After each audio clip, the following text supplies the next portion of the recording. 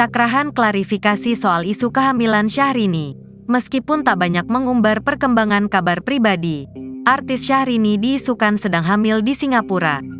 Mengenai hal itu, sahabat istri Reino Barakwa kehidupan Inces di Singapura adalah penyanyi Cakrahan yang mengungkap kedekatannya dengan Syahrini sebagai sahabat.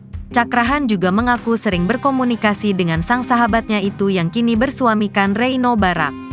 Hal itu terjawab kala Cakrahan jadi bintang tamu di acara FYP yang dipandu Raffi Ahmad baru-baru ini. Dalam kesempatan itu, Cakrahan juga menjawab soal isu kehamilan Syahrini. Meski tak menjawab secara gamblang, Cakrahan berharap doa. "Ya, kita doakan saya yang terbaik ya kalau itu sih," kata Cakrahan, mengutip Banjarmasin Post. Diungkap Cakrahan, dia sudah lama belum bertemu lagi dengan Syahrini.